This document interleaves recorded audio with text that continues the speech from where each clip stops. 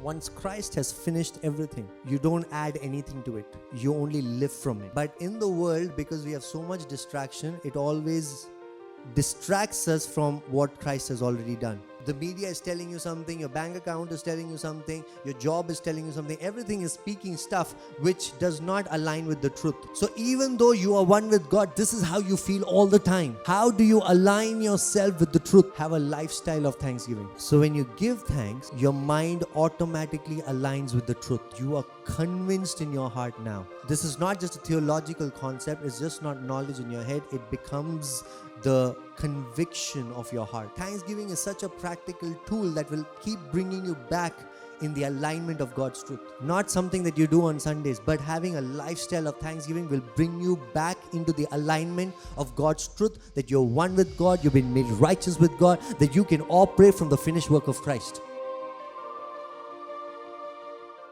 You know, whatever you want from the kingdom, you can take. और जो भी आपको परमेश्वर के राज्य से चाहिए आप ले सकते हैं.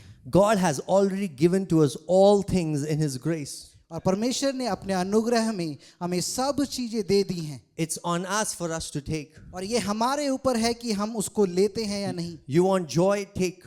अगर आपको आनंद चाहिए तो आप ले लें. You want peace? Take. अगर आपको शांति चाहिए तो आप ले लें. What you need, take. आपको जो भी चाहिए आप ले लें. Let me show you this verse, Hebrews chapter 4, verse 16. हम देखते हैं इब्रानी उसका 4 उसका 16. Let us then with confidence, not doubting, but how? Confidence. हियाव के साथ नहीं, शक करते नहीं परंतु हियाव के साथ. Yeah. Okay, now for those of you who are sitting in the front, और जो लोग आगे बैठे हैं, you know what's the difference between dead people and alive people? क्या आप जानते हैं एक मृतक और जीवित व्यक्ति में क्या अंतर है? You know, once someone died at a church and they dialed 911 and the ambulance came and they asked the pastor who's dead because everybody looks dead. और एक बार कलीसिया में कोई मर गया तो It's just a joke. It's not about you guys. No, it's just a joke. You guys are alive. Are you alive? क्या आप जिंदा हैं? Amen. Okay, Hebrews 4 verse 16. इब्रानियों 4 का 16. It says, let us then with confidence. Say with me, confidence. मेरे साथ बोलें हियाव. Another word for confidence is boldness. और हियाव का दूसरा अर्थ ये है कि आप धैर्य के साथ आए. Boldness. धैर्य. You don't come into the presence of God confused. You don't come in the presence of God, oh, I don't know if my request will be granted or not. You don't come like that. You come with confidence. और आप परमेश्वर की उपस्थिति में एक शक के साथ नहीं आते परंतु हियाव के साथ आते हैं. That's what Jesus said. When you pray, believe that you have already received it. और इसलिए यीशु मसीह ने कहा जब तुम प्रार्थना करो कि विश्वास कर लो कि आपने प्राप्त कर लिया. So come to the presence of God with a sense of boldness. और इसलिए परमेश्वर की उपस्थिति में एक धैर्य और हियाव के साथ आए. Bold people receive from the kingdom. और जो लोग हियाव के साथ आते हैं वो परमेश्वर के राज्य से प्राप्त करते हैं. You need to be bold to receive. और आपको हियाव और धैर्य के साथ आना है प्राप्त करने के You लिए. can't be, show your false humility. और आप अपनी नम्रता और को नहीं दिखा सकते प्राप्त करने के लिए. False humility, people, false, those people who show false humility in India, it's so prevalent. और एक झूठी नम्रता दिखाना हमारे भारत में एक बहुत ही बड़ी बात है. Kingdom is for bold people. और परमेश्वर का राज्य धैर्य के लोग हैं. Because you've received the same spirit of boldness that Christ has. आपने वही धैर्य का आत्मा पाया है जो प्रभु यीशु मसीह के पास है. So when you come to God's presence, come boldly. और इसलिए जब परमेश्वर की उपस्थिति में आते हैं तो धैर्य के साथ आए. Come boldly. धैर्य के साथ आए.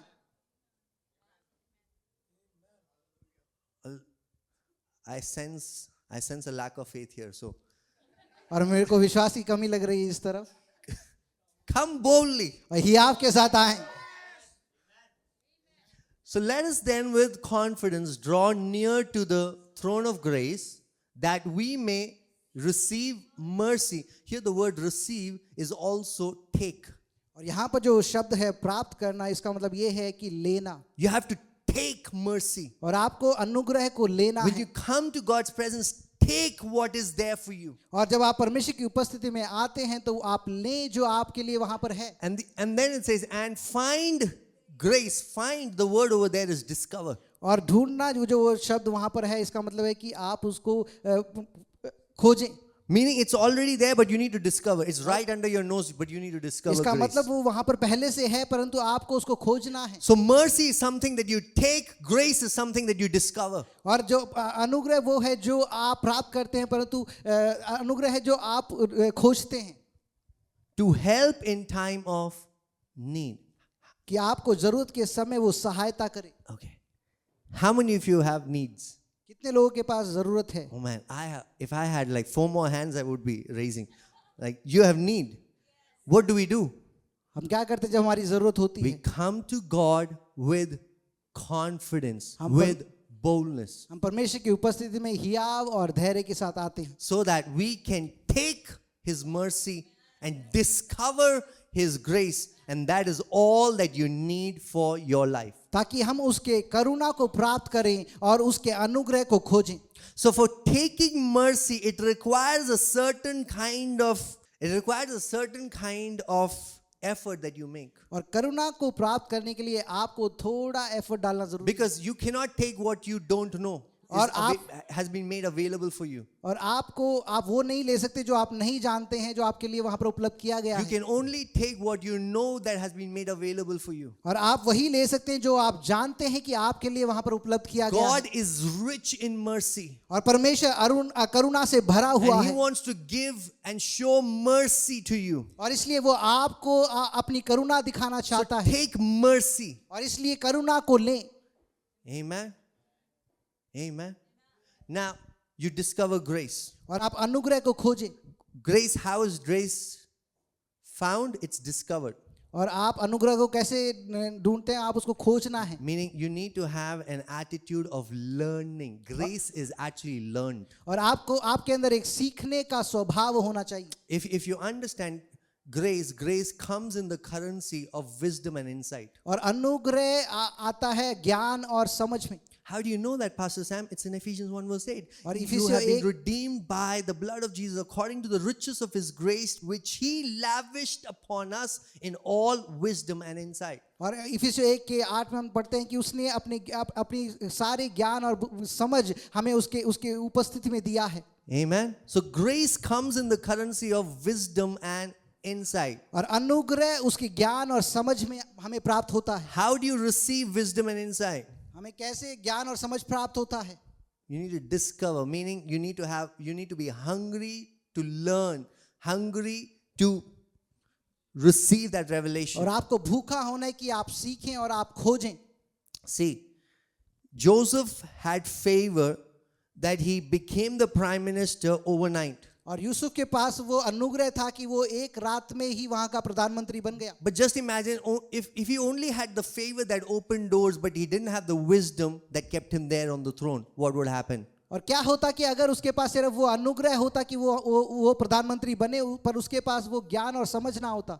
That's why when grace comes, it does not just bring favor that open doors, it also gives you the wisdom that keeps you there. और इसलिए जब अनुग्रह आता है वो आपके लिए सिर्फ दरवाजों को नहीं खोलता, परंतु आपको ज्ञान और समझ देता है कि वो आपको वहां पर बनाए रखे. So we don't just want open doors, we want wisdom that will keep us there. और इसलिए हमें सिर्फ खुले दरवाजे नहीं चाहिए, परंतु हमें ज्ञान चाहिए जो हमें वहां पर बनाए रखे. That's why grace comes in the currency of wisdom and insight. और इसलिए अनुग्रह आता है ज्ञान और समझ के साथ. That's why you can operate from a degree of grace and you can have as much grace as you want, because there's an abundance of grace and that depends on how much you want. और हम अनुग्रह के एक स्तर पर कार्य कर सकते हैं और हमारे पास और अनुग्रह है जिस पर हम जा सकते हैं, परंतु वो आप पर निर्भर होता है. What determines that I walk in more grace? और क्या ये निर्णय करता है कि हम और अनुग्रह में चले? The Bible says God gives more grace to the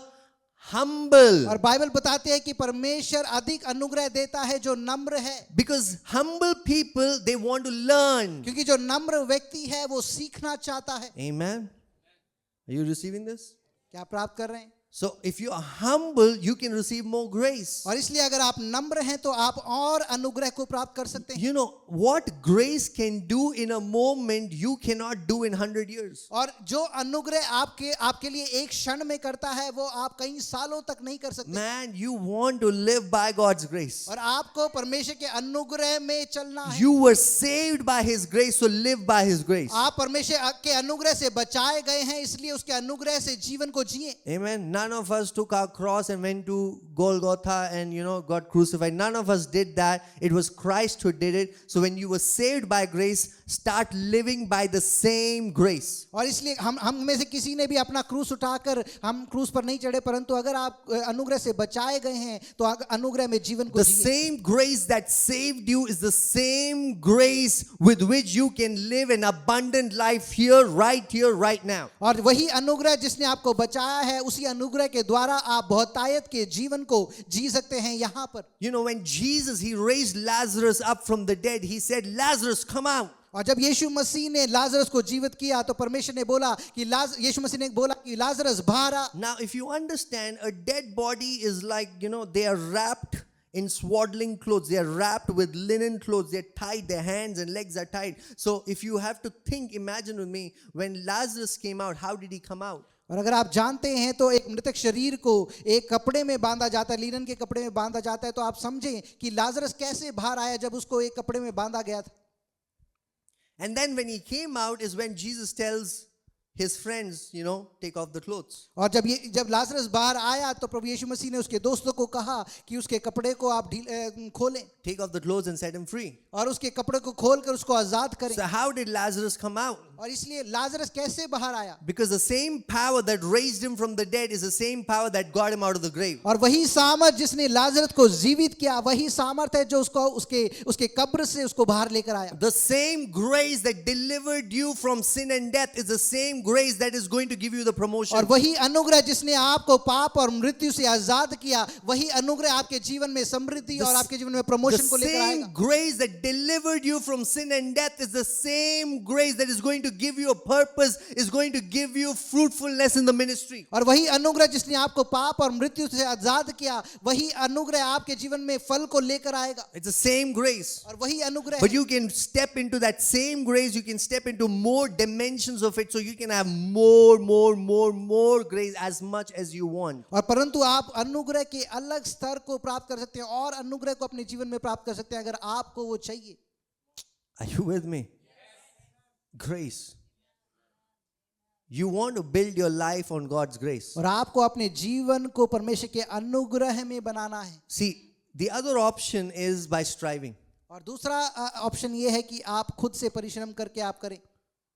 How many of you love striving? कितने लोगों को अधिक परिश्रम करना पसंद है? Yeah, but the thing is, striving gives you a satisfaction that you did it. और परिश्रम आपको ये एक सांत्वना देता है कि आपने किया है। If there's this illustration of two people climbing up the mountain. और एक इलस्ट्रेशन, एक कहानी है कि दो लोग पहाड़ पर चढ़ रहे हैं। And one person is like striving and somehow, he's doing everything that he can, but if he takes 2 steps up, he falls 1 step down. और एक व्यक्ति है जो अधिक मेहनत कर रहा है और परिश्रम कर रहा है ऊपर जाने के लिए, परंतु वो एक कदम आगे रखता है और 2 कदम पीछे चला जाता है। But the other one is already in the mountain, he's rejoicing and he's inviting, come guys, enjoy, celebrate with me. और दूसरा व्यक्ति जो पहले से पहाड़ की चोटी पर है, वो आनंदित है और खुशी मना रहा है और लोगों को बुला रहा है। The one who is striving is the Adamic man in you. The one who is on the top is the Christ in और you. एक जो व्यक्ति जो परिश्रम कर रहा है वो आदम है जो आपके अंदर है, और एक व्यक्ति जो ऊपर चोटी पर है वो आनंदित है, वो है प्रभु यीशु मसीह। You have to decide to stop striving and start living in Christ. और आपको ये चुनाव करना है कि आप अधिक मेहनत करना बंद करें और परमेश्वर में आनंदित हों। Before you die for Jesus, you need to learn how to live for Him. और इससे पहले कि आप प्रभु यीशु मसीह के लिए मरे, आपको ये सीखना है कि प्रभु यीशु मसीह के लिए आप जीवन That जिएं। Christ becomes your life and you live His life. और यीशु मसीह आपका जीवन बन जाए और आप उसके जीवन को जिए। Striving is not our portion. और अधिक परिश्रम करना, मेहनत करना हमारा भाग नहीं। We are called for effortless living. और हमें एक आसान जीवन को जीने के लिए बुलाया गया। Effortless living does not mean no effort. It means less effort but with maximum impact. और अधिक मेहनत ना करने का मतलब ये नहीं कि आप मेहनत ना करें, परंतु आप बिना किसी परिश्रम के आप आसानी से कर पाएं। Effortless living means there will be effort but it will yield so much result. और अधिक मेहनत करने का मतलब यह है कि आप मेहनत करें परंतु आपका मेहनत का फल बहुत अधिक होगा। In effortless living there is no stress. और एफर्टलेस का मतलब यह है कि वहां पर कोई भी तनाव नहीं Because है। you're not the one who's making the effort. It's the Spirit of God that is inside of you that is empowering you to do it. और आप वो व्यक्ति ने जो मेहनत करे परंतु उसका आत्मा है जो आपको बल दे रहा है कि आप मेहनत करें। Amen. See, this year we as a church we declared this year to be the year of Jubilee. और हमने एक कलीसिया के रूप में हमने ये घोषणा किया है कि ये साल हमारे लिए एक मनाने का साल होगा। Jubilee happens every 50 years. और जो मनाने का साल है वो हर एक 50 साल में आता है। And the significance of Jubilee is that it's the year of debt cancellation. और मनाने के साल का ये एक अच्छा बात यह है कि हर एक कर्ज उस साल में दूर हो जाता है। It's the year of restoration. और एक नएपन का एक साल है। It is the year of rest. और ये एक विश्राम का साल है। Say with me, it's a year of rest. और मेरे साथ बोलिए ये विश्राम का वर्ष है। The year of rest. ये विश्राम का साल है। Now, don't misunderstand me. Rest does not mean no activity. आराम का मतलब ये नहीं कि कोई भी कार्य ना करें। Rest means to do that activity that brings you maximum joy and peace. और विश्राम का मतलब ये है कि आप उस कार्य को करें जो आपको सबसे ज्यादा आनंदित करता है। See, every Sunday evening we play football. और हर संडे शाम को हम फुटबॉल खेलते हैं। Yeah, I mean, not playing today, but we usually play. Yeah. By Monday morning, my entire body is like paining. और सोमवार सुबह तक मेरे पूरा शरीर दर्द करता है। Right? That's the case of most people who don't play every day. But by Tuesday, I'm still waiting for Sunday to play football. परंतु मंगलवार को मैं फिर से इंतजार करता हूं कि मैं रविवार को football खेलूं। I get tired, you know, I'm sweaty after the game, but I would never feel that this is anything other than restful activity. It's a restful activity. I feel happy, I feel energized, I feel good. और मैं थक जाता हूं और मेरा बहुत सा पसीना बहता है परंतु मुझे ये महसूस नहीं होता कि ये मुझे थका रहा है परंतु मैं आनंदित महसूस करता हूं। Rest is not just non-activity. Rest is having a lifestyle where you enjoy what you are doing, and because you enjoy what you're doing, the joy and the peace of God keeps leading you forward, keeps pushing you forward. और विश्राम का अर्थ ये नहीं कि आप कुछ कार्य ना करें परंतु विश्राम का अर्थ ये है कि आप वो कार्य करें जो आपको सबसे ज्यादा आनंद लेकर आता है और उसका आनंद और शांति आपको आगे धकेलता You रहता know, है। Jesus said, "Come to me, all who are weary and all who are heavy laden." It's for those people who don't experience joy in what they do. और यीशु मसीह ने कहा कि जो भी लोग बोझ से दबे हैं वो मेरे पास आओ। और वो यीशु मसीह ने वो उनके लिए कहा जो आनंद महसूस नहीं करते उस कार्य करने के लिए। So if you have to stop striving and start living with Jesus, it is a lifestyle of rest, and that lifestyle of rest is not just peace, not just calmness, but it is a combination of peace and joy. और यीशु मसीह के साथ जीवन जीना एक विश्राम का जीवन है, एक विश्राम का जीवन शैली है, उसमें ये आनंद और शांति होता है। It is a peace of God that will protect you from not going down. It is the joy of God that will keep pushing you up. और ये परमेश्वर की शांति है जो आपको बचाए रखती है कि आप नीचे ना जाएं, और परमेश्वर का आनंद है जो आपको धकेलता है ऊपर जाने के लिए। Because peace is nothing missing, nothing broken. और शांति का अर्थ है कि कुछ भी टूटा नहीं है, कुछ भी गुम नहीं है। So even if somebody steals something from you, somebody breaks something from you, it's the peace of God that brings into restoration so that you don't go back, you don't backslide, you don't get demoted, but you stay where you are, and it's the joy of the Lord that will push you towards upwards. और ये परमेश्वर की शांति है जो आपके जीवन में सब कुछ बनाए रखती है, चाहे वो कुछ चुरा लिया गया हो या कुछ टूट गया हो, परमेश्वर उसको फिर से आपके जीवन में जोड़ता है और आपको आगे की ओर धकेलता है। Peace and joy is your kingdom inheritance. आप परमेश्वर का शांति और परमेश्वर का आनंद आपके जीवन का परमेश्वर की विरासत है। Romans 14:17 says, the kingdom of God is righteousness, peace and joy in the Holy Spirit. और रोमी किताब में लिखा है कि जो परमेश्वर का राज्य है वो धार्मिकता है, आनंद और शांति है। You don't want to miss out on the portion of your inheritance. और आपको अपनी विरासत के जो भाग है उसको आप खोए ना। When it has been made available for you, why don't you take advantage of it? और जब आपके लिए वो प्रबंध किया गया है तो आप उसका लाभ क्यों नहीं लेते? Peace and joy is your portion. और शांति और आनंद आपके जीवन का भाग है। Peace and joy is your portion. और शांति और आनंद आपके जीवन का भाग But है। just like anything, how you come to God, when you come to God in boldness, and you need to take your portion. और परमेश्वर की उपस्थिति में आप धैर्य के साथ आते हैं, और जब आप परमेश्वर की उपस्थिति में आते हैं तो आप अपने भाग को ही आपके साथ लें। Like we have too much passive Christianity. और हमारे जो मसीहत है वो बहुत ही पैसिव है, And that is because of ignorance. और ये इसलिए है क्योंकि आप जानते नहीं हैं। Because we are waiting that God will fill us with peace. और हम ये इंतजार करें कि परमेश्वर हमें अपनी शांति से भरेगा। Something will happen and I'll feel joyful. और कुछ तो होगा और मैं आनंदित महसूस करूंगा। It is peace and joy has already been given to you. You need to go and take it. और शांति और आनंद पहले से आपको दे दिया गया है, आपको जाना है और आपको लेना है। Are you with me? See, so quickly we lose our peace and joy because of a bad और circumstance. बहुत आसानी से हम अपनी शांति और आनंद को खो देते हैं विपरीत परिस्थिति के कारण। We got a bad news and so quickly we lose our peace and और हमें joy. एक गलत समाचार मिलता है और बहुत जल्दी हम अपनी शांति को खो देते Which हैं, is fine. और ये ठीक है। But how do you get your peace and joy, which is your inheritance? और परंतु आप कैसे अपनी शांति और आनंद को वापस पाते हैं You जो आपका विरासत है? come to the throne of grace, you come boldly and you take your portion of और आप peace उस and joy. अनुग्रह के सिंहासन के सामने ही आपके साथ आते हैं और धैर्य के साथ अपने भाग को लेते हैं। Amen.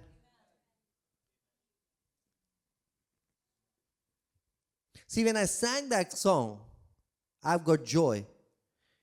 I know that if I would keep singing it over and over again, you'll be stirred up in joy. और जब हमने वो गीत गाया तो मैं जानता हूं कि जब मैं वो गाता रहूंगा तो आप अपने आत्मा में आप आनंदित होना शुरू करेंगे। Right? Has anything changed in your life externally? क्या आपकी परिस्थिति बाहरी रूप से बदला है? Nothing. नहीं। You probably have the same debt, same bills to pay, same people to deal with, right? You probably, your external circumstances still the same. आपकी जो बाहरी परिस्थिति है वो अभी भी वही है, But you can stir yourself up in joy. परंतु आप आनंद में आप अपने आप को तेज कर सकते हैं। Just like that, you can stir yourself up in peace. और इसी तरह आप अपने आप को परमेश्वर की शांति में तेज कर सकते हैं। Don't wait for an external force to come and lead you into peace and joy when you can stir yourself up in the Holy Spirit. और आप इंतजार ना करें कि बाहर से कुछ आपको आनंदित और शांति आपको दे, परंतु आप अपने आप को प्रज्वलित करें उसकी शांति और आनंद में। Are you with me? See, it's okay to feel depressed, और तनाव में महसूस करना ठीक है, but it's not okay for a Christian to stay depressed. परंतु एक मसीह व्यक्ति को तनाव में रहना सही नहीं है। It's okay to feel these negative emotions, और आप एक नकारात्मक अनुभवों को प्राप्त करना ठीक है, but it's not okay for us to stay there and then make it a part of our personality. परंतु ये हमारे लिए ठीक नहीं कि हम वहां पर बने रहें और हम अपने मनुष्यत्व का उसका भाग बना लें। Emotions are indicators. और जो आपकी भावनाएं हैं वो एक चिन्ह है। Both positive and negative emotions are something that God has given to you. और एक नकारात्मक और सकारात्मक जो अनुभव है वो परमेश्वर ने आपको दिए हैं, They are indicators. और वो आपको बताते हैं। Don't let them dictate your life. वो आपके जीवन को चलाने ना पाए। So what do you do when you see an indicator? आपको आप क्या करते हैं जब आपको कुछ पता चलता When है? you're driving a car and there's a car in front of you and they put left indicator on their light, what does it mean? That they are going to move left. Just like that, when you see an indicator, you need to understand where you are, but you need to stir yourself so that you can change directions. और जब आपके सामने एक गाड़ी जाती है तो और वो लेफ्ट इंडिकेटर देती है तो उसका मतलब यह है कि वो मुड़ने वाला है। इसी तरह जब आपके जीवन में आपको कुछ महसूस होता है, आपको इंडिकेट होता है, तो आपको अपने आप को प्रज्वलित करना है कि आप अपने जीवन को सही करें। Instead of just staying there और उस जगह पे रहने के and बजाय operating from that negative emotions, और उस नकारात्मक अनुभव से कार्य करने के बजाय see your indicator and change directions. और उस इंडिकेटर को देखें और अपनी दिशा को आप बदलें. Every negative emotion in your life is an indicator that you need to come back into the awareness of God. और हर एक नकारात्मक अनुभव आपको ये बताता है कि फिर से आपको परमेश्वर के ज्ञान में वापस आना है. See, the thing is, you cannot get closer to God. और ये बात ये है कि आप परमेश्वर के नजदीक नहीं आ सकते. Do you know that? क्या आप जानते हैं? You cannot get more closer to God आप परमेश्वर के और नजदीक नहीं आ सकते, because you're already close to Him. क्योंकि आप पहले से परमेश्वर के नजदीक हैं. Meaning, He's for you, He's with you, He's in you. How much more closer do you want? और वो आपके लिए है, वो आपके साथ है, वो आपका भाग है. और कितना आप नजदीक चाहते हैं. But you can grow closer to Him in your awareness. परंतु आप अपनी जानकारी में आप उसकी और नजदीक आ सकते So हैं. when negative emotions come to you, find that as an indicator that you need to get closer to God in your awareness. और जब आप एक नकारात्मक अनुभव को महसूस करते हैं तो आपको ये समझना है कि आपको अपनी समझ में उसके और नजदीक आना है. You and God, you are like this. और आप और परमेश्वर एक साथ हैं. There is no separation. और कोई भी अलगाव नहीं है. Anything that tells you that you are separated is a lie. और जो भी आपको बताता है कि आप अलग है वो एक झूठ है. Romans 8 verse 35, nothing can separate you from the love of Christ. और रोमियो का 8 का 35 बोलता है कि कुछ भी आपको परमेश्वर के प्रेम से अलग नहीं कर सकता. Nothing. कुछ भी नहीं. That means there's no separation between you and और Christ. इसका मतलब है कि आपका और प्रभु यीशु मसीह के बीच में कोई अलगाव नहीं But है. yes, you can feel separated. परंतु आप अलगाव महसूस कर सकते You हैं. can have the awareness of not being in union with God. और आपके पास ये जानकारी हो सकती है कि आप परमेश्वर के साथ एक नहीं है. So what do you do? तो आप क्या करते You हैं? stir yourself up in your spirit by prayer and word so that you recognize what God has already done. It's not like, this is not what happens. When you pray, you're not doing this. Lord, I'm coming close to you. Please don't run away. That's not what you're doing. What you're doing in prayer is like, you are like this, now you're bringing awareness to this. और जब आप अलगाव महसूस करते हैं तो आप अपने आप को प्रज्वलित करें और उसके द्वारा आप ये ज्ञान में वापस आते हैं कि आप परमेश्वर के साथ एक हैं और आप परमेश्वर के साथ अलग नहीं हैं. When Christ died on the cross, जब प्रभु यीशु मसीह क्रूस पर मरे, just before he died, he said, it is finished. और जब प्रभु यीशु मसीह मरे तो उन्होंने बोला कि ये खत्म हो चुका It है is finished. और खत्म हो चुका Your है. separation is finished. आपका अलगाव होना खत्म हो चुका है. Anything that separates you from God is finished. और हर एक वो चीज जो आपको परमेश्वर से अलग करता है वो खत्म हो चुका We है. are not starting a Christian life from where Adam left. We are starting a Christian life from where Christ left. और हम अपने मसीह जीवन को वहां से शुरू नहीं करते जहां पे आदम ने छोड़ा, परंतु वहां से शुरू करते हैं जहां यीशु मसीह ने छोड़ा है. So don't strive going up to the mountain when you're already at the mountain. और आप ये कोशिश ना करें कि आप पहाड़ के ऊपर चढ़ें क्योंकि आप पहले से चोटी के ऊपर हैं. You are already in heaven, one with God. और आप पहले से प्रभु यीशु मसीह के साथ स्वर्ग स्थानों में हैं, परमेश्वर के साथ एक हुए हैं. Yes.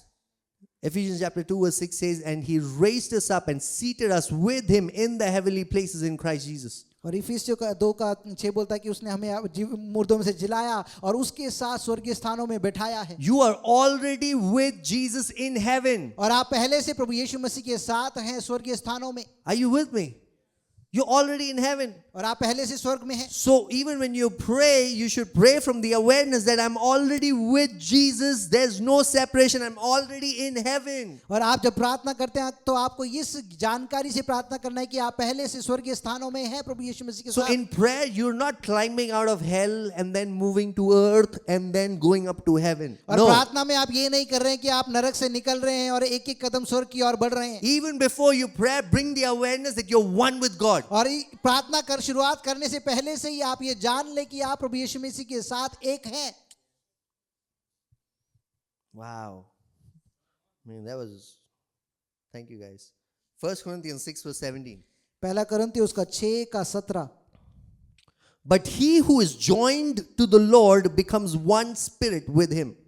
और जो प्रभु की संगति में रहता है वह उसके साथ एक आत्मा हो जाता You है. have become one spirit with God. और आप परमेश्वर के साथ एक आत्मा हो चुके You हैं. have become one spirit with him. आप उसके साथ एक आत्मा बन गए हैं. Now, who did this? और किसने ये किया? Who brought you in union so much that there's so much oneness? Who did this? और किसने आपको इस एकता में लेकर आया You जहां did पर not आप do उसके साथ this, जुड़ right? गए हैं? Now, आपने नहीं- because you did not do it, you cannot undo it. क्योंकि आपने ये नहीं किया, आप उसको आप उसको अनकरा भी नहीं कर सकते हैं। I'm sorry, guys. I'm giving you a bad news. If you are in Jesus, you're one with God. Now there's no way that you can be separated. और आप अब प्रभु यीशु मसीह के साथ एक हैं और ऐसा कोई तरीका नहीं जिससे आप उससे अलग हो जाएं। The only place where you can be separated is in your mind, is in your awareness. और एक ही जगह आप परमेश्वर से अलग हो सकते हैं, वो है आपका मन।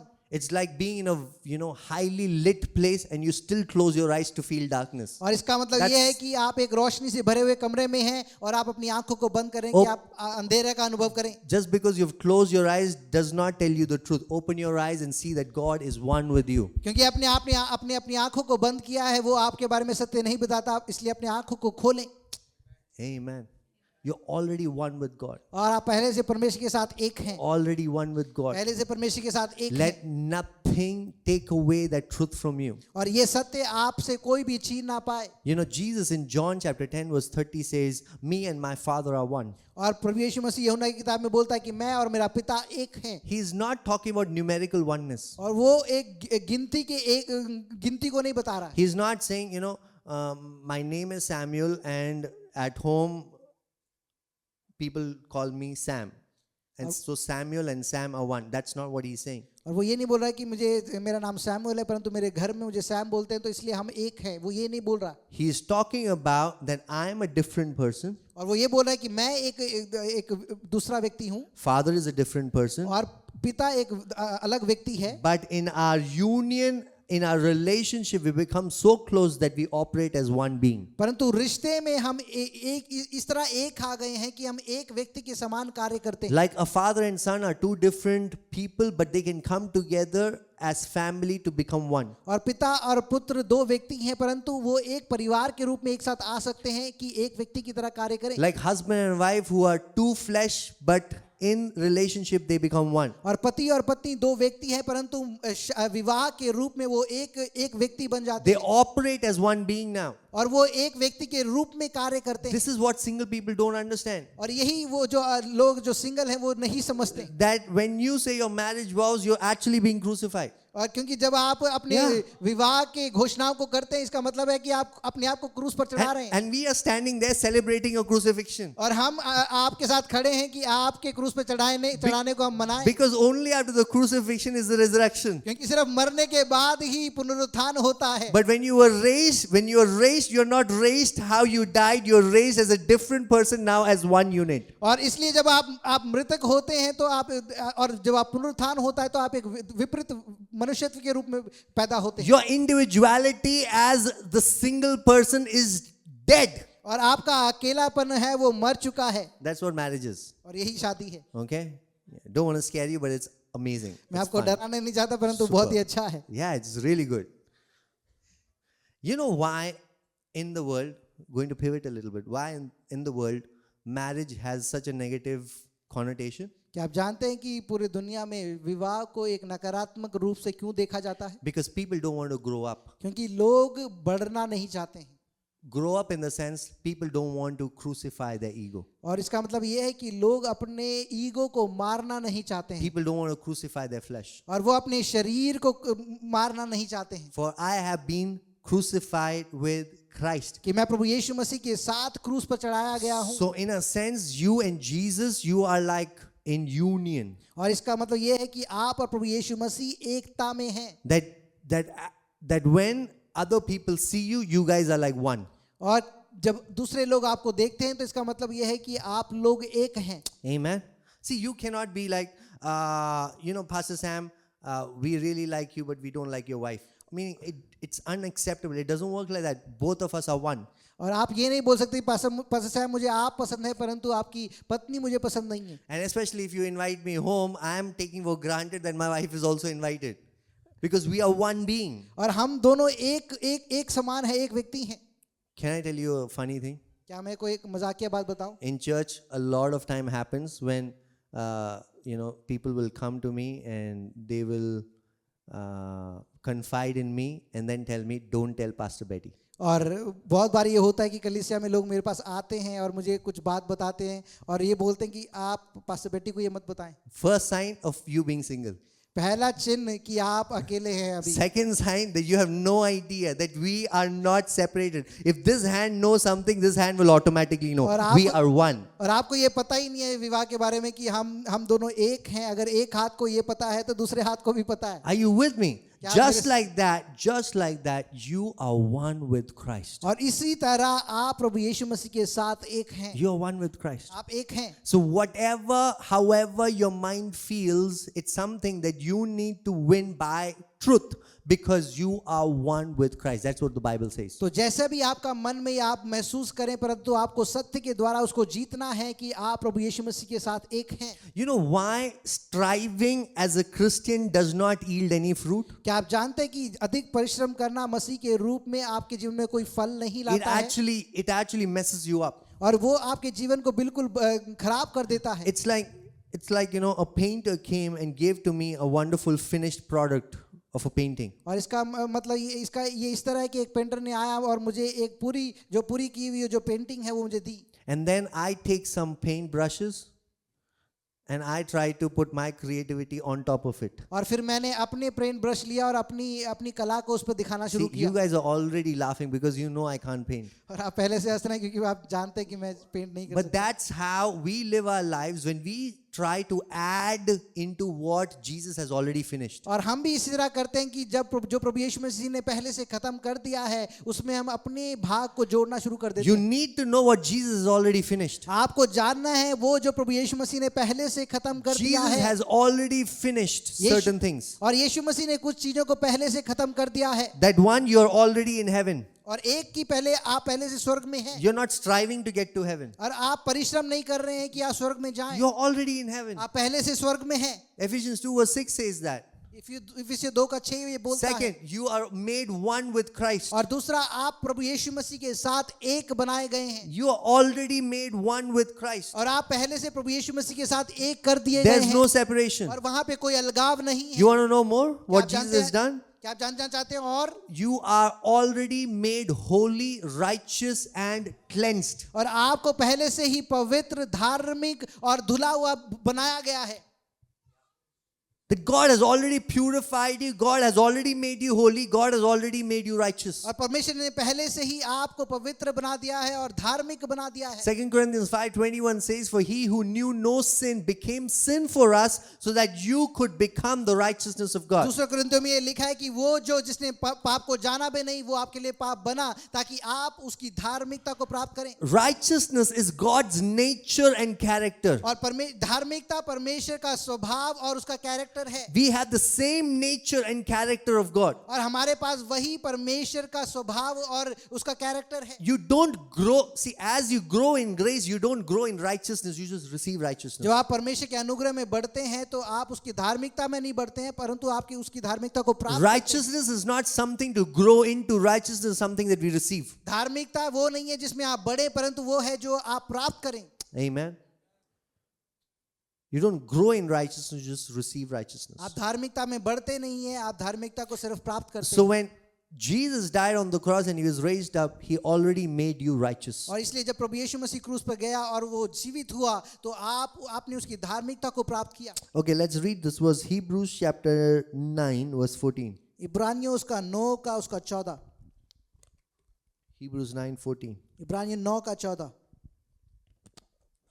How much more will the blood of Christ, who through the eternal Spirit offered himself without blemish to God, purify our conscience from dead works to serve the living God? तो मसीह का लहू जिसने अपने आप को सनातन आत्मा के द्वारा परमेश्वर के सामने निर्दोष चढ़ाया, तुम्हारे विवेक को मरे हुए कामों से क्यों ना शुद्ध करेगा ताकि तुम जीवते परमेश्वर की सेवा करो। You have been purified by the blood of Jesus. और आपको प्रभु यीशु मसीह के लहू के द्वारा शुद्ध So, किया गया है। so the identity that you've received is that you're righteous. और पहचान जो आपने प्राप्त की है वो ये है कि आप धार्मिक हैं। Meaning you have the same nature and the character of God. और इसका मतलब ये है कि आपके पास वही परमेश्वर का स्वभाव और उसका कैरेक्टर है। Are you with me?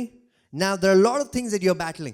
और अब बहुत सारी चीजें हैं जिससे आप परिश्रम कर रहे हैं। Like you're not really operating in the nature and the purity of God and in the character of God. और वास्तविक रूप से आप परमेश्वर के स्वभाव और उसके कैरेक्टर में कार्य नहीं कर रहे हैं। Whatever those things are, you've been purified from those things by the blood of Jesus. और वो भी जो भी चीजें हैं परमेश्वर के लहू, प्रभु यीशु मसीह के लहू के द्वारा आपको उसमें शुद्ध ठहराया So the गया blood of Jesus purified you, और प्रभु यीशु मसीह के लहू ने आपको पवित्र बना दिया has है, cleansed you. आपको धो दिया है। You are like new. आप एक नए व्यक्ति के समान You हैं are like white as snow. और आप एक बर्फ के समान That's what the सफेद blood हैं। of Jesus has done. और यही प्रभु यीशु मसीह के लहू ने आपके लिए किया है। So the identity of Jesus made you righteous. The blood of Jesus purifies you. और परमेश्वर की जो पहचान है उसने आपको धार्मिक बनाया है, उस प्रभु यीशु मसीह के लहू ने आपको पवित्र ठहराया है। Can you be a righteous and still smoke? क्या आप धार्मिक होकर भी आप सिगरेट पी सकते हैं? Yes. हाँ, Because it is a righteousness which has become your identity, and the smoking is an issue, is a problem that you're struggling with,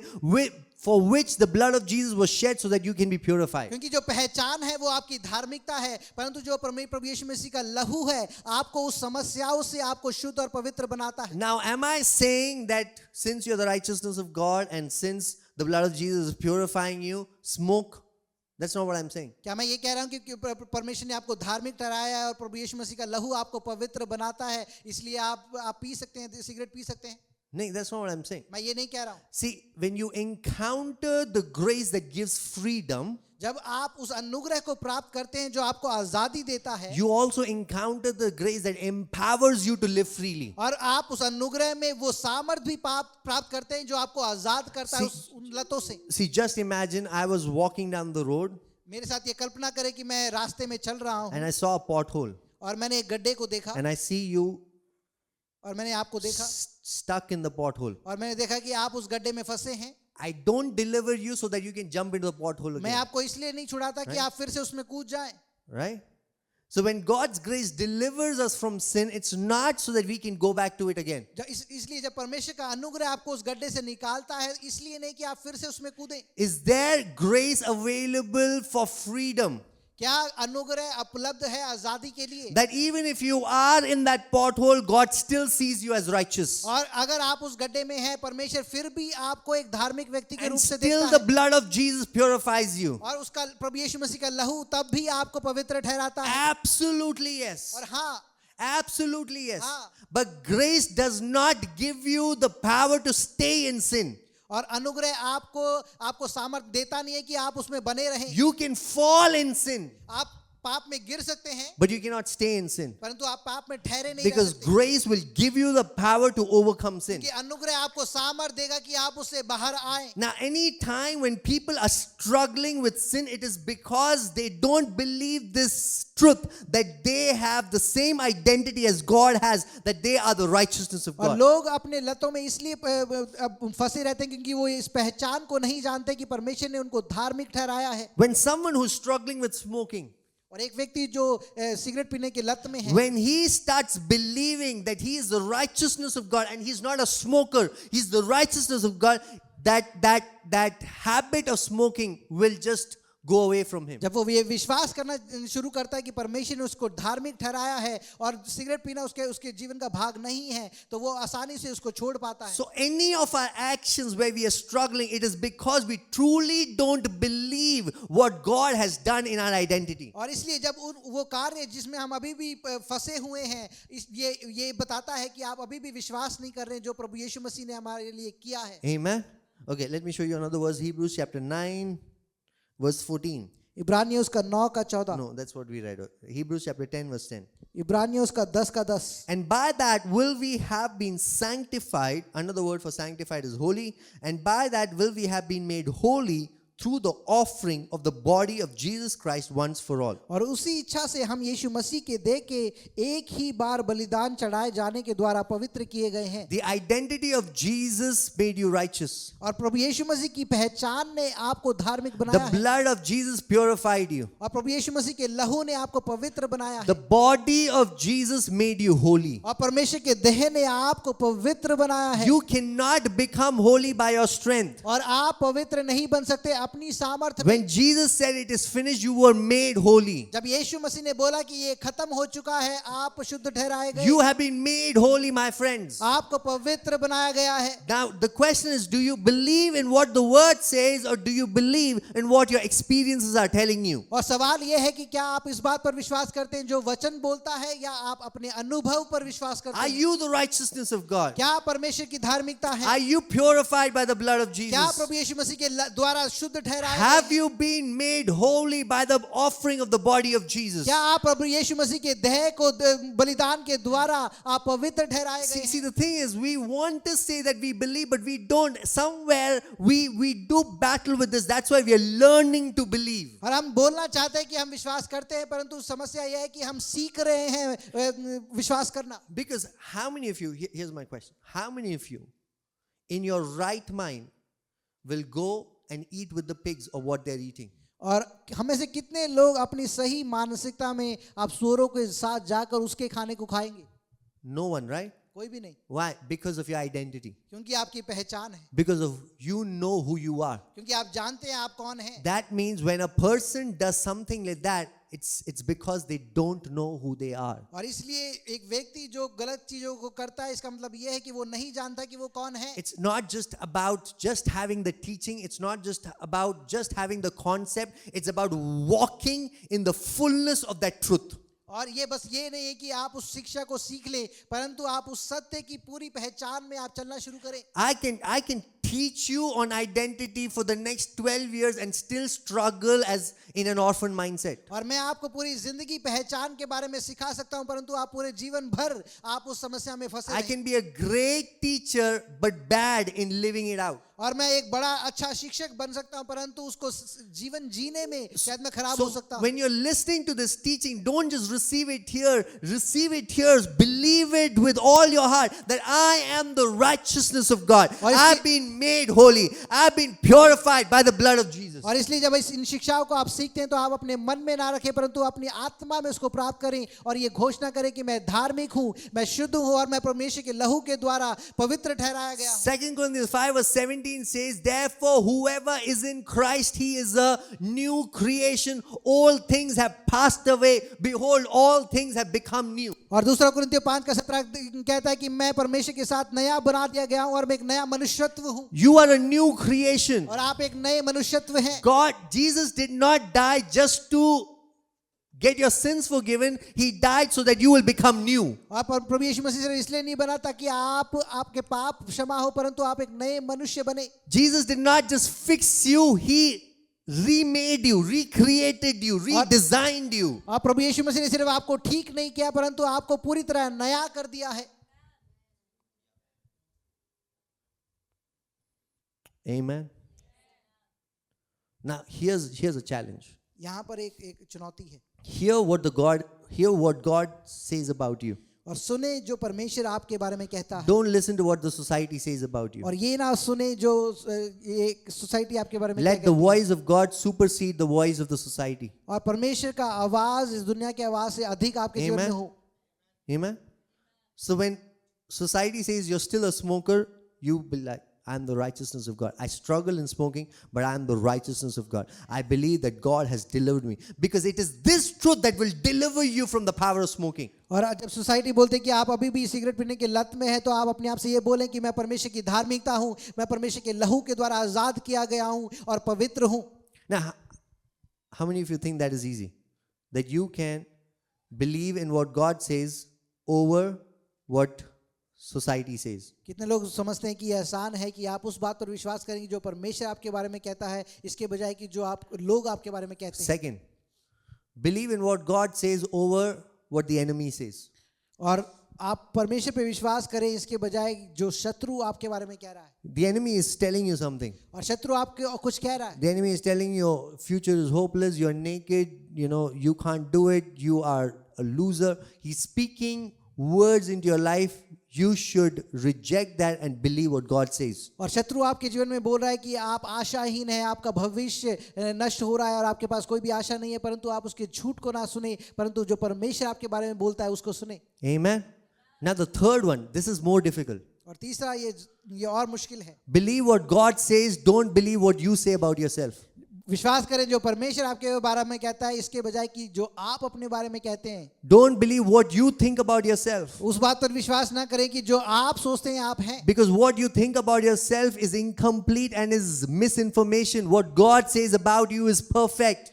और जो आप अपने बारे में सोचते हैं वो पूरा नहीं है, परंतु जो प्रभु यीशु मसीह आपके बारे में सोचता है वो सिद्ध है। So take off the pressure and just hear what God is saying. Make your identity, personality based on what God is saying. और अपनी पहचान को उस बात पर निर्धारित करें जो परमेश्वर आपके लिए कहता है। You know when I just got into ministry, not full-time ministry, but I was just serving other people and helping them out. जब मैं सेवकाई में था और मैं दूसरे पासवानों को मदद कर रहा था, You know, some of my leaders would come and give me opportunities. और मेरे अगुए आते और मुझे वो मौका देते, You know, why don't you share today? क्या आप वचन शेयर कर Why सकते don't you हैं? lead worship today? आप शायद आज आराधना शेयर And कर। I would be like, I can't do that. और मैं बोलता था, अरे मैं तो ये नहीं कर सकता, I don't have the character, I don't have the knowledge, I don't have the wisdom. I can't do that. मेरे पास ज्ञान समझ या कैरेक्टर नहीं है इसको करने के But लिए। see, the thing is, because I thought I know myself the best. वो इसलिए था कि मैंने सोचा कि मैं अपने आप को अच्छी तरह जानता हूँ, But they were seeing something in me that I could not see in myself. परंतु ये है कि वो कुछ हमारे जीवन में देख रहे थे जो मैं अपने बारे में नहीं देख रहा How था। many of you are grateful to mentors and leaders who saw something in you that you did not see it in yourself? कितने लोग धन्यवादी हैं अपने अगुओं के लिए जो आप नहीं देख पाए वो उन्होंने आपके जीवन में देखा। So get rid of your mold of understanding that what you have made about yourself. और उस सांचे से बाहर आए जो आपने सोचा है कि आप ऐसे व्यक्ति हैं। The creation does not know itself, only the creator does. और जो क्रिएशन है जो बनाया गया है वो अपने आप में नहीं जानता है, सिर्फ जिसने बनाया है वही जानता So है। let God's word be final over your life. और इसलिए परमेश्वर का वचन आपके जीवन में सबसे ऊपर हो। You call yourself introvert and God says, no, I called you to be a bold person who shares the gospel. Then you better believe it. और आप अपने आप को इंट्रोवर्ट बोलते जब परंतु परमेश्वर आपको बोलता है कि आप धैर्य से भरे हैं कि आप परमेश्वर के सुसमाचार को सुनाए, तो आप उस पर विश्वास करें। See,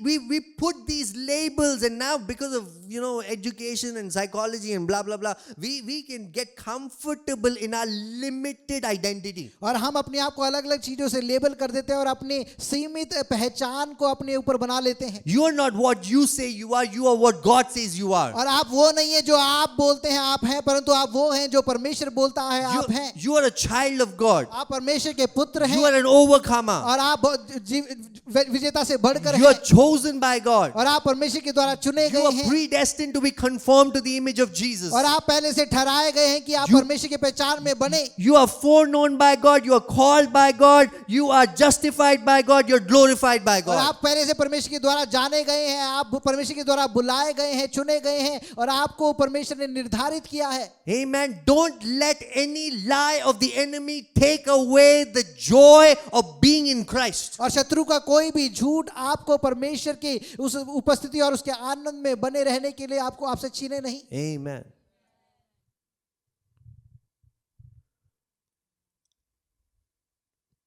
For a long time I thought और बहुत समय तक मैंने ये सोचा that I was so unworthy कि मैं इतना अनवर्दी था that God still loved me. कि मैं लायक नहीं था कि परमेश्वर मुझसे अभी भी प्रेम करे। But that's not true. परंतु ये सत्य नहीं है। In Christ you have been made worthy.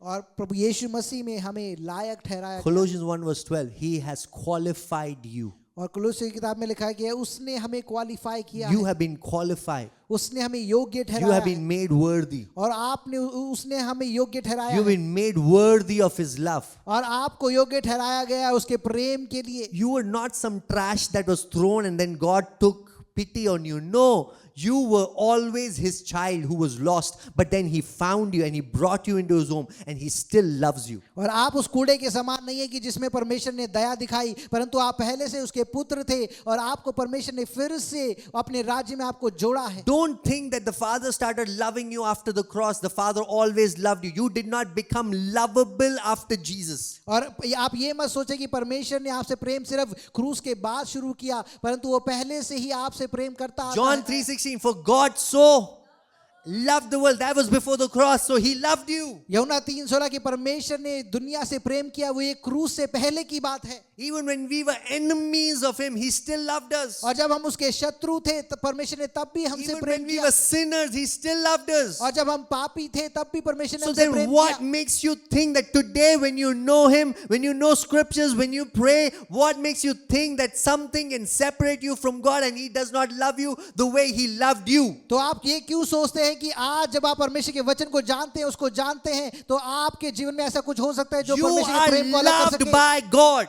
आप परमेश्वर के द्वारा प्रेम किए गए हैं। If God's identity is love, then your identity is to be loved. और अगर परमेश्वर की पहचान प्रेम है तो आपकी पहचान ये है कि आप प्रेम किए जा गए That's हैं। why you're called the beloved. और इसलिए आपको बिलवड बुलाया गया है। Because your identity is to be loved. और क्योंकि आपकी पहचान ये है कि आप प्रेम किए गए हैं। We love because he first loved us. और हम इसलिए प्रेम करते हैं क्योंकि उसने पहले हमसे प्रेम किया है। You cannot love anybody without being loved first. और आप किसी से प्रेम नहीं कर सकते जब तक कि आप पहले प्रेम किए ना गए If हो। you don't know how much God loves you, you cannot love people. अगर आपको ये नहीं पता कि परमेश्वर आपसे कितना प्रेम करता है तो आप उसके लोगों से भी प्रेम नहीं कर सकते। So the primary question of your life should be not that if I love God enough, the primary question is, do you know that you're loved enough? तो आपके जीवन का पहला सवाल ये है कि आप परमेश्वर से प्रेम करते हैं कि नहीं, परंतु पहला सवाल ये है कि आप जानते हैं कि परमेश्वर आपसे प्रेम करता है।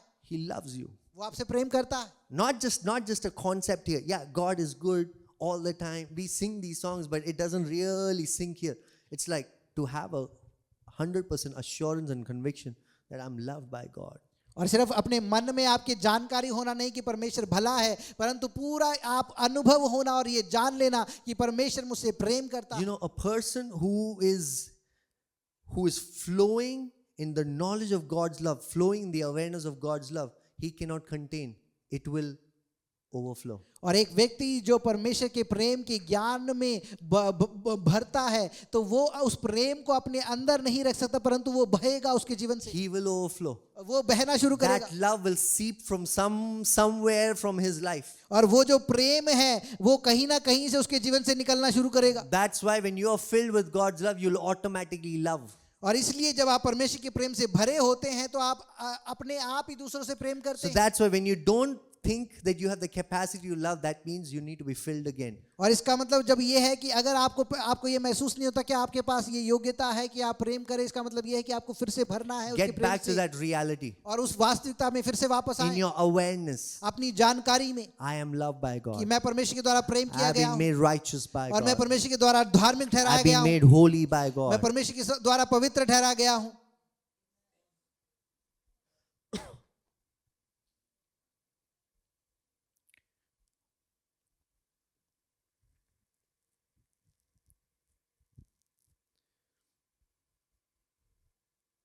Once Christ has finished everything, एक बार जब प्रभु यीशु मसीह ने सब कुछ खत्म कर दिया है, you don't add anything to it. आप उसमें कुछ और नहीं जोड़ सकते हैं You only live from it. और आप सिर्फ उसमें जी सकते हैं। But in the world, because we have so much distraction, it always distracts us from what Christ has already done. परंतु इस दुनिया में बहुत सारी चीजें हैं जो हमें डिस्ट्रैक्ट करती हैं और हम इस सत्य से डिस्ट्रैक्ट हो जाते हैं जो प्रभु यीशु मसीह ने हमारे लिए किया The है। media is telling you something, your bank account is telling you something, your job is telling you something. Everything is speaking stuff which does not align with the truth. और सब कुछ आपके जीवन में कुछ ना कुछ बोल रहा है जो परमेश्वर के उस सत्य से एक नहीं So है। even though you are one with God, this is how you feel all the time. और चाहे आप परमेश्वर के साथ एक हैं परंतु आप उससे अलगाव महसूस करते हैं So हर समय। how do you align yourself with the truth? और आप इस सत्य से एक कैसे होते हैं इसके लिए Thanksgiving. धन्यवाद के द्वारा, Thanksgiving. धन्यवाद के द्वारा Have a lifestyle of thanksgiving. और एक धन्यवाद की जीवन शैली को जिए। Not something that you do on Sundays, but having a lifestyle of thanksgiving will bring you back into the alignment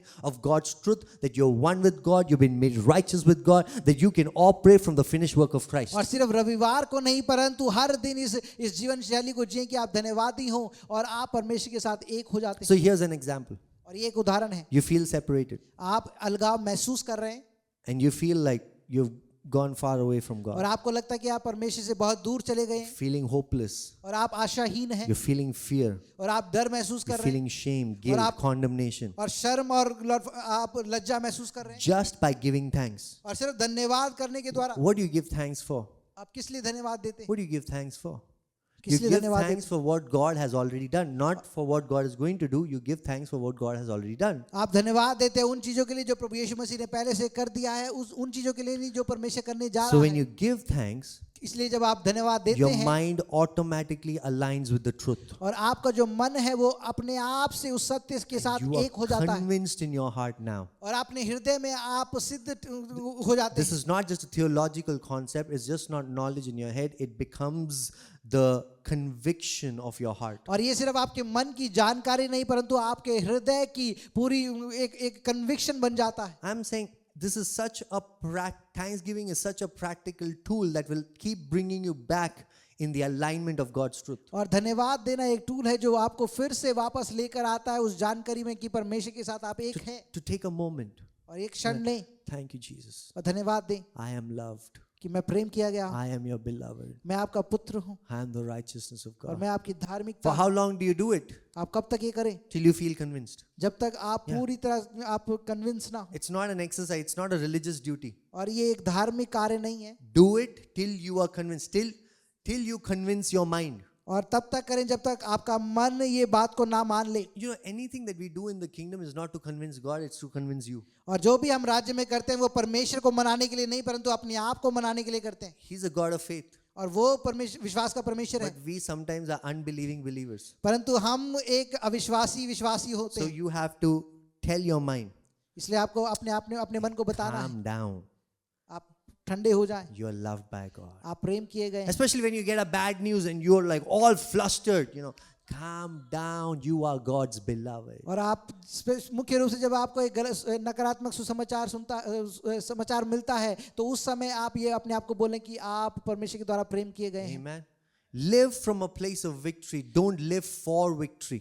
आप विजय से जीवन को जिए, आप विजय के लिए ना जिए। Live from a place of righteousness. Don't live for righteousness. और धार्मिकता के स्थान से जीवन जिए, धार्मिकता के लिए ना जिए। Amen. Are you with me? आप मेरे साथ You're हैं already made one with God. और आप पहले से परमेश्वर के साथ एक बना दिए गए हैं। Now, when you're one with God, इसलिए जब आप परमेश्वर के साथ एक होते हैं, married people will agree. शादीशुदा लोग ये आप मानेंगे When you are one with the other person, whatever they have becomes yours, whatever you have becomes theirs. जब आप दूसरे व्यक्ति के साथ एक हैं तो जो उसका है वो आपका है और जो आपका है वो उसका है। I can't be eating chocolate alone now. It doesn't work. If somebody had told me, I would have been better prepared. Yeah. Now what is yours becomes theirs, and what is theirs becomes yours. जो आपका है वो उनका बन जाता है, जो उनका है वो आपका बन When जाता you are है। one with God, और आप परमेश्वर के साथ एक हैं your problems becomes His problems, और आपकी समस्या उसकी समस्या बन जाती and है whatever He has becomes yours. और जो भी उसका है वो आपका बन जाता है। Whatever He has becomes yours. जो भी उसका है वो आपका बन जाता There है is a flow that moves into your life. और एक बहाव है जो आपके जीवन में बहना शुरू करता है।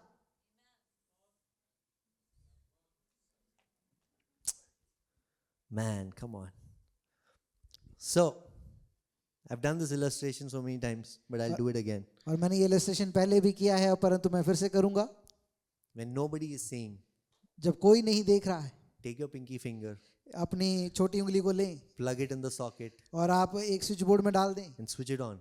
और उसको ऑन कर दें And you will find it so fascinating और आपको बहुत अच्छा महसूस होगा that when you're plugged in, कि जब आप उसमें आपकी उंगली उसमें है the electricity will never ask you questions. Where are you from? What is your caste? What religion? It never asks you anything. If you are plugged in, whatever is there in the socket, you will start feeling it. और आप जो बिजली है वो आपको कुछ सवाल नहीं पूछेगी परंतु जो भी उस स्विच बोर्ड के अंदर है वो आपको महसूस होगा। Amen.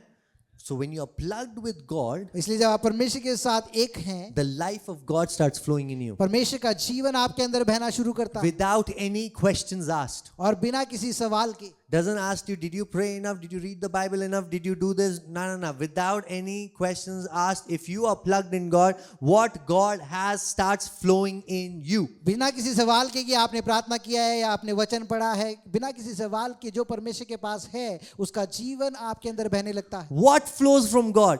क्या परमेश्वर से बहता है? His life flows. उसका जीवन बहता है। That's why Jesus said in John 10:10, I came to give you life and life abundant. और इसलिए यूहन्ना 10:10 कहता है कि मैं आया कि आपको जीवन दूं और जीवन बहुतायत का जीवन दूं। This life abundant is not life in heaven, my friends. It's life right here, right now. You can experience God kind of life right here. और ये बहुतायत का जीवन वो स्वर्ग का जीवन नहीं है, परंतु ये बहुतायत का जीवन आप यहाँ पर इसी समय और अभी महसूस कर सकते हैं। When you're plugged with God, His life starts flowing into जब your आप life. परमेश्वर के साथ एक हो गए तो उसका जीवन आपके अंदर बहने लगता है। Here's my question.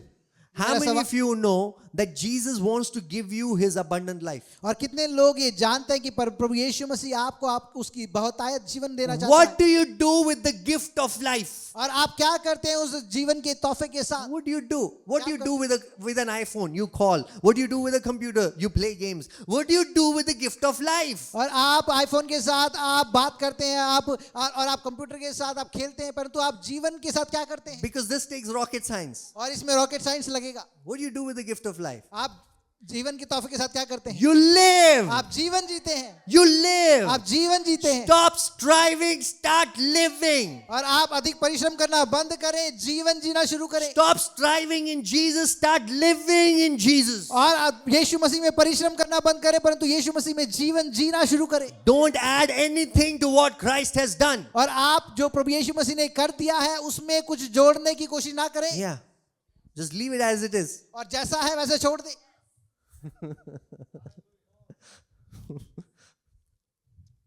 Amen. Glory. Life of rest. एक विश्राम का जीवन। This is a life of rest. और यही विश्राम का जीवन है That when you know that you're loved by the Father. कि जब आपको पता है कि आप परमेश्वर के द्वारा प्रेम किए गए हैं। You can have so many purpose in this world. आपके पास बहुत सारी योजनाएं हो सकती है इस दुनिया में। You know, your purpose could be to disciple nations. It could be to bring and establish the kingdom of God. Your purpose could be to go out into the nations and preach the gospel. All of these things are very good. और परमेश्वर का वचन सुनाना, देशों में जाना, ये सब आपके लिए अच्छा है। But nothing will flow if your primary purpose is not to be loved by the Father. और कुछ भी बहेगा नहीं जब तक कि आपका जो मुख्य आपकी जो योजना वो ये है कि परमेश्वर के प्रेम से भरे रहना और बहना। Your primary purpose in life is to be loved by the Father. और आपके जीवन के लिए मुख्य योजना यही है कि आप परमेश्वर के द्वारा प्रेम किए Because जाएं। His primary purpose is to love you. क्योंकि उसके जीवन का मुख्य योजना यही है कि वो आपसे प्रेम करे। If God is love, you are His beloved, और beloved. अगर परमेश्वर प्रेम है तो आप प्रेम किए गए हैं। Amen. So get in that awareness और इस जानकारी में आप बढ़े that He loves you. कि वो आपसे प्रेम करता He है, cares for you. वो आपका ध्यान रखता You है। don't have to understand everything. आपको सब कुछ समझने की You जरूरत know, नहीं है। how quickly we point fingers at God because we don't understand something. और बहुत जल्दी और आसानी से हम परमेश्वर की ओर उंगली करते हैं कि क्योंकि कुछ हमें समझ नहीं आता। You don't have to understand. आपको समझने की जरूरत नहीं है, Trust Him. सिर्फ उस पर विश्वास करें। Trust Him. विश्वास करें Trust that His love is for you. और विश्वास करें कि उसका प्रेम आपके लिए है। One of my favorite verses, Psalms 147:11, it says, He is not impressed by the strength of a horse. He is not impressed by how fast a man can go. He is impressed by the ones who deeply trust in His unfailing love. और भजन संहिता में लिखा है कि परमेश्वर खुश नहीं होता एक घोड़े के सामर्थ के द्वारा या कितनी तेज आप जा सकते हैं, परंतु वो खुश होता है उसके प्रेम के कारण। Meaning you can share the gospel and bring 100 people to the Lord, and that impresses God for sure. But what impresses Him even more when you recognize that you are loved by Him. और आप सुसमाचार सुना के 100 लोगों को लेकर आ सकते हैं और प्रभु यीशु मसीह परमेश्वर उससे खुश होगा, परंतु उससे अधिक वो खुश होता है कि आप जान ले कि वो आपसे प्रेम What करता है। impresses Him is when there are no natural circumstances to give you the evidence that anything good is going to happen, but you still believe in the faithfulness of the Father. That really impresses और Him. परमेश्वर को खुश करता है कि आपके जीवन में कुछ भी ऐसा है नहीं जो आपको ही परमेश्वर की भलाई के बारे में आपको आश्वस्त करे, परंतु फिर भी आप उसकी भलाई पर विश्वास करते हैं, वो परमेश्वर को खुशी देता है। Amen. So what's your application today? तो आप इस वचन को कैसे अपने जीवन How में do you apply लागू करें, this truth? कैसे लागू करें? Thanksgiving. धन्यवाद के साथ, to bring you back into alignment of God's truth. और धन्यवाद जो आपको परमेश्वर के सत्य के साथ फिर से एक करता है, That you are one with Him. कि आप परमेश्वर के साथ एक हैं, You are loved with Him. आप परमेश्वर के द्वारा प्रेम किए When गए हैं, life flows from that, और उसका जीवन उस सत्य से बहता है। your life is a life of peace, your life is a life of joy, your life is a life of fruitfulness. It is effortless. और आपका जीवन शांति का जीवन है, आपका जीवन आनंद का जीवन है, और एक धार्मिकता का जीवन है। Even if nobody believes in you, अगर कोई भी आप पर विश्वास ना करे, God believes in you. परमेश्वर आप पर विश्वास करता है, He believes in you. वो आप पर विश्वास करता है, Because He knows what He has deposited within क्योंकि you. वो जानता है कि आपके अंदर उसने क्या डाला है, So He believes in you. इसलिए वो विश्वास करता He है, cheers for you. वो आपको उत्साहित करता है। Amen. आमीन। Heaven is rejoicing. स्वर्ग आनंदित करता है, आनंद Now, करता है। you have to understand that God has invested so much, so there's no backing out. He is committed.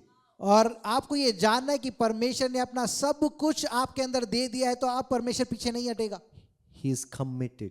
वो कमिटेड है, He is committed in loving you. और वो उसने ठान लिया है कि वो आपसे प्रेम करेगा। He's committed in being faithful to उसने you. ठान लिया है कि वो आपके प्रति विश्वास योग्य रहेगा। Amen. Were you guys blessed? क्या आप आशीषित हुए? Okay.